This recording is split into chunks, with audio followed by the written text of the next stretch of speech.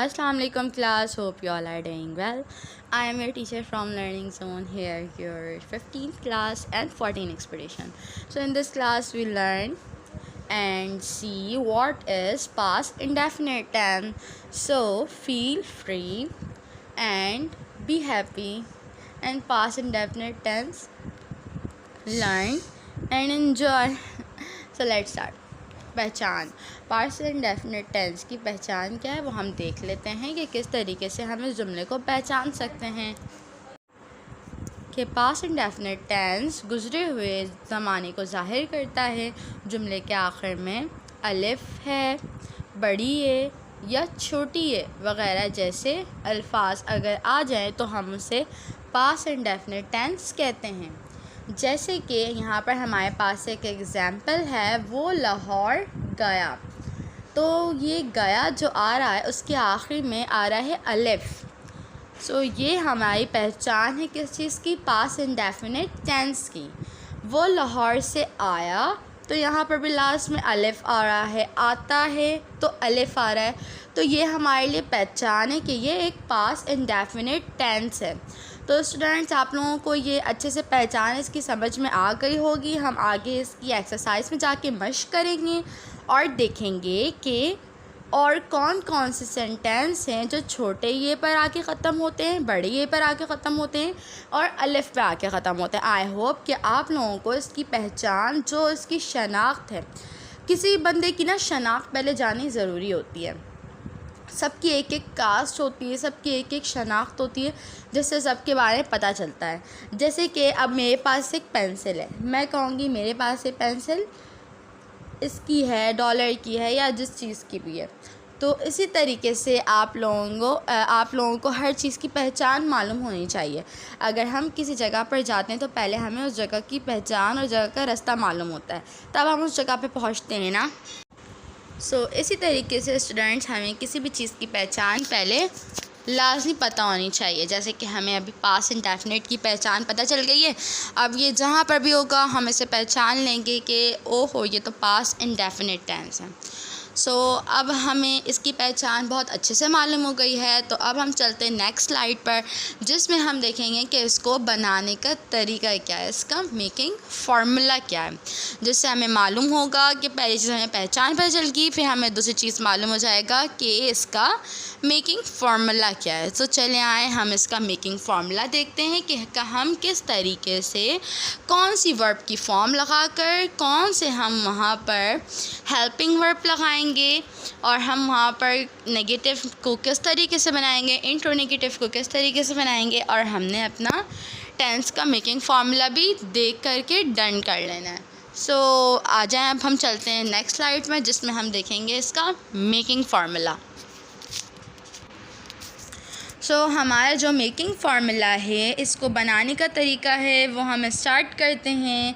सबसे पहले यहाँ पर हम कौन सी फॉर्म लगाएंगे? वर्ब की यहाँ पर हम सेकंड फॉर्म यूज़ करेंगे। पास्ट इंडेफिनिट टेंस में हम वर्ब की सेकंड फॉर्म यूज़ करेंगे। ये आपने हमेशा याद रखना है कि पास्ट इंडेफिनिट टेंस में आपने वर्ब की सेकेंड फॉर्म यूज़ करनी है। ओके, नोट कर लें आप लोग इस बात को। सेकेंड पॉइंट हमारे लिए क्या इम्पॉर्टेंट है? इनकारिया जुमलों में, मतलब नेगेटिव में। अच्छा, ये पूरे टेंस में हम सिर्फ और सिर्फ डिड लगाते हैं। ओके, अच्छा, इनकारिया जुमलों में सब्जेक्ट के बाद डिड नॉट लगाते हैं और वर्ब की दूसरी फॉर्म को पहली फॉर्म में बदल देते हैं। ये चीज़ बहुत इम्पॉर्टेंट है। इनकारिया जुमलों में, नेगेटिव असर्टिव सेंटेंस में, सिंपल जुमले में, असर्टिव सादा सेंटेंसेस में हम जो है सेकेंड फॉर्म रखेंगे वर्ब की, ठीक है। और इन नेगेटिव सेंटेंस में जहाँ इनकारिया जुमले आ जाएं तो वहाँ पर हम क्या करेंगे? सब्जेक्ट के बाद डिड नॉट लगाते हैं और वर्ब की दूसरी फॉर्म को पहली फॉर्म में चेंज कर देते हैं। सवालिया जुमलों में सब्जेक्ट से पहले डिड लगाते हैं और डिड के साथ हमेशा वर्ब की पहली फॉर्म इस्तेमाल होती है। रिमेंबर, दोबारा बता रही हूँ कि सवालिया जुमलों में सब्जेक्ट से पहले डिड लगाते हैं और डिड के साथ हमेशा वर्ब की पहली फॉर्म इस्तेमाल होती है। आप लोगों को ये बात समझ में आ गई होगी अच्छी तरीके से कि डिड के साथ हर जगह पर वर्ब की फ़र्स्ट फॉर्म ही आएगी। बट असर्टिव सेंटेंसेस में हम क्या करेंगे? हमें वर्ब की सेकंड फॉर्म लगानी है। इनकारिया जुमलों में हमने क्या करना है, रिपीट कर रही हूँ, आप लोग देख लें। इनकारिया मीन्स नेगेटिव सेंटेंसेस में हमने डिड नॉट लगाते हैं, बट सब्जेक्ट के बाद हम डिड नॉट लगाएंगे, लेकिन वर्ब की सेकंड फॉर्म को वर्ब की फर्स्ट फॉर्म में तब्दील कर देंगे। एंड इंट्रोनेगेटिव सेंटेंस में हम क्या करेंगे, सब्जेक्ट से पहले हम डिड लगाएंगे और डिड के साथ ऑलवेज़ रिमेंबर क्या आता है, वर्ब की फर्स्ट फॉर्म आती है। अगर जुमले में कब, किस तरह, कैसे, कहाँ वगैरह के अल्फाज यूज़ हों, इस्तेमाल हों, तो सवालिया जुमलों के आगाज़ में उन अल्फाज का अंग्रेज़ी तर्जुमा करके लिख दिया जाता है। मतलब कि अगर जुमले में कब आ जाए, किस आ जाए, किस तरह आ जाए, जैसे कि हु और हाउ, वैन, तो हम इसे क्या करेंगे, क्या कर देंगे, हम इसका जुमले के आगाज़ में लिख देंगे। ओके स्टूडेंट्स, आई होप आप लोगों को मेरी बातें बिल्कुल अच्छे तरीके से समझ में आ गई होंगी कि किस वक्त हमने क्या करना है और कौन कौन से चेंजेस अपने टेंस में लानी है।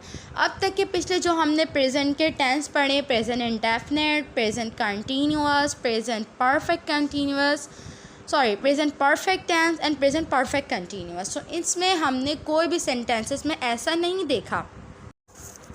लेकिन स्टूडेंट्स, हमने इन सेंटेंस में, इन टेंस में, पास्ट एंड डेफिनेट में हमने पहली चेंजिंग देखी है कि हम इसके असर्टिव को सेकंड फॉर्म में ही रहने देंगे, इसके नेगेटिव को हम फर्स्ट फॉर्म में चेंज कर देंगे, वर्ब की सेकंड फॉर्म को वर्ब की फर्स्ट फॉर्म में तब्दील कर देंगे, और हम इसके इंट्रोनेगेटिव में डिड के साथ फर्स्ट फॉर्म लगाते हैं, बिकॉज ऑलवेज़ रिमेंबर डिड के साथ वर्ब की फर्स्ट फॉर्म आती है हमेशा। तो मुझे उम्मीद है कि आप लोगों को ये मेकिंग सेंटेंस, ये मेकिंग फार्मूला समझ में आ गया होगा पास्ट इंडेफिनिट टेंस का। इसमें थोड़ी सी जो है ये ट्रिक कह सकते हैं, ट्रिकी है थोड़ा सा पास्ट इंडेफिनिट टेंस। सो आप लोगों ने इसको अच्छे तरीके से याद रखना है कि आप लोगों ने इसमें क्या करना है।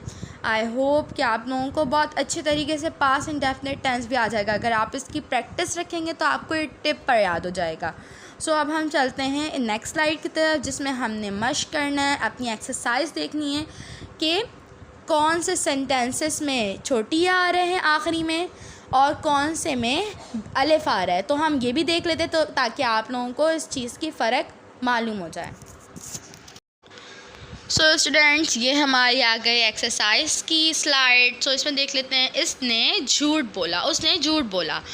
तो यहाँ पर ये सिंपल टेंस है, सिंपल सेंटेंस है हमारे पास। तो यहाँ पर हम वर्ब की सेकंड फॉर्म लगाएंगे, वर्ब की सेकंड फॉर्म लगाएंगे। टेल बोलना, टोल्ड होता है वर्ब की सेकंड फॉर्म।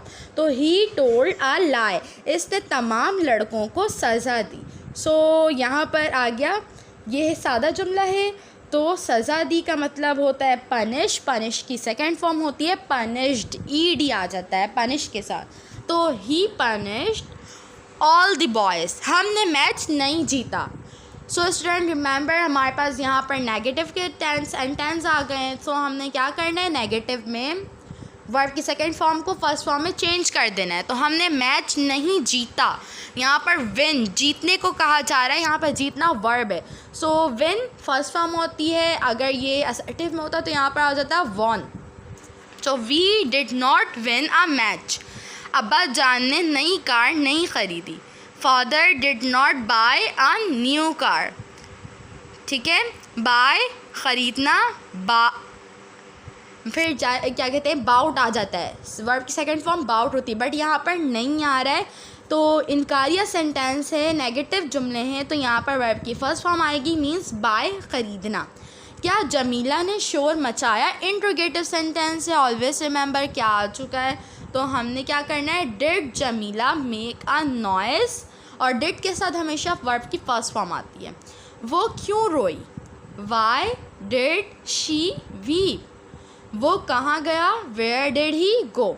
अगर आप लोगों को स्टूडेंट कोई भी मसला है, कोई भी स्लाइड में कोई भी मसला है, कोई भी छोटा सा मसला भी हो, तो आप लोगों ने कमेंट में, comment section is also open, comment में कमेंट करके आपने कमेंट सेक्शन में कमेंट करके पूछ लेना है जो भी मसला हो कि आप लोगों को कहाँ पर कौन सा मसला हो रहा है।